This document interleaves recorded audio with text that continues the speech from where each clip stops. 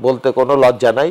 সেই সময়কার অবসম্বাদিত নেতা শেখ মুজিবুর রহমান সাহেব 25শে মার্চ রাতে আন্ডারস্ট্যান্ডিং এর মাধ্যমেই ভারতে চলে যান। 26শে মার্চই স্বাধীনতার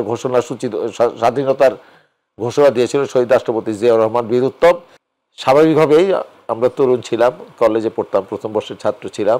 জি, আমরা আশা করেছিলাম যারা সেই সময়টায় সারা বাংলাদেশের মানুষকে উদ্বুদ্ধ করেছিল, ঐক্যবদ্ধ করেছিল, স্বাধীনতার স্বপ্ন দেখিয়েছিল, সেই সমস্ত নেতৃবৃন্দ হয়তোবা স্বাধীনতার ডাক দিবেন।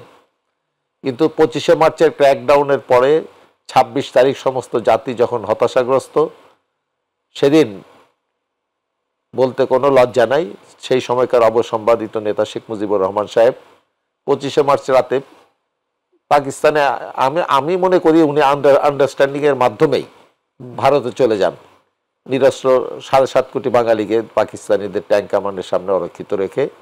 ঠিক আজকে উনার মেয়ে যে কাজটা করেছেন, সমস্ত আওয়ামী লীগের নেতাকর্মীদের মহাবিপদে ফেলে তার সমস্ত পরিবারকে নিয়ে পালিয়ে গেছেন। সেদিনও তিনি নিজের পরিবারের নিরাপত্তা নিশ্চিত করে পাকিস্তানে চলে গিয়েছিলেন। সেই মুহূর্তে সমস্ত জাতি ছিল দিক নির্দেশনাহীন।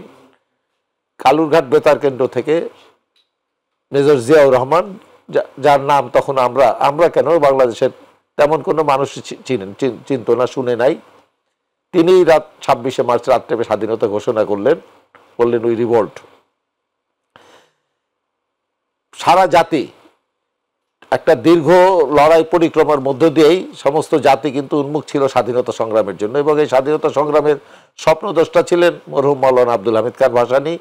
তিনি সর্বপ্রথম পাকিস্তানি শোষণ বঞ্চনার বিরুদ্ধে আওয়াজ তুলেছিলেন, কথা বলেছিলেন, মানুষকে ঐক্যবদ্ধ করেছিলেন। এবং 69-এর যে গণ অভ্যুত্থান, সেই গণ অভ্যুত্থান তার নেতৃত্বেই হয়েছিল, কারণ শেখ মুজিবুর রহমান তখন আগরতলা ষড়যন্ত্র মামলায় পাকিস্তানি কারাগারে বন্দী ছিলেন।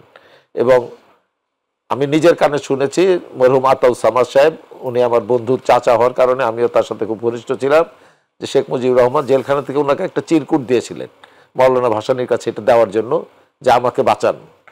মাওলানা ভাসানী, তারপরে আমরা সবাই জানি 11 দফার ভিত্তিতে ছাত্র সংগ্রাম পরিষদের নেতৃত্বে আন্দোলন শুরু হলো, এবং সর্বশেষ মাওলানা ভাসানী বললেন শেখ মুজিবকে মুক্তি না দিলে ক্যান্টনমেন্ট ঘেরাও দেওয়া হবে। এবং পাকিস্তান সামরিক জান্তারা এবং পাকিস্তান ইন্টেলিজেন্স খুব বিশ্বাস জানতো যে শেখ মাওলানা ভাসানী যেহেতু ঘোষণা দিয়েছে, সুতরাং এটা একটা বড় দুর্ঘটনার দিকে যেতে পারে, শেখ মুজিব মুক্ত হয়। তাই মাওলানা সাহেবের নেতৃত্বে আসলে পাকিস্তানি শোষণ বঞ্চনার বিরুদ্ধে মানুষের লড়াইটা শুরু হয়েছিল।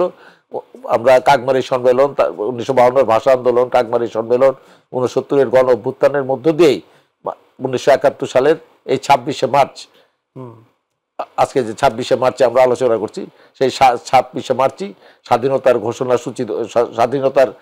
ঘোষণা দিয়েছিল শহীদ রাষ্ট্রপতি জিয়াউর রহমান বীরউত্তম। এবং তার আহ্বানেই সমস্ত জাতি কিন্তু দিক নির্দেশনা খুঁজে পেয়েছিল, এবং তার সাহসিকতার কারণেই তখন 5টা ক্যান্টনমেন্ট ছিল বেঙ্গল রেজিমেন্ট। 5টা ক্যান্টনমেন্ট থেকেই বাঙালি সেনা কর্মকর্তা এবং বাঙালি সৈনিকেরা বেরিয়ে এসেছিল এবং সশস্ত্র মুক্তিযুদ্ধ শুরু করেছিল। তাদের হাত ধরেই আসলে মুক্তিযুদ্ধের সূচনা হয়েছিল, সশস্ত্র যুদ্ধের সূচনা হয়েছিল।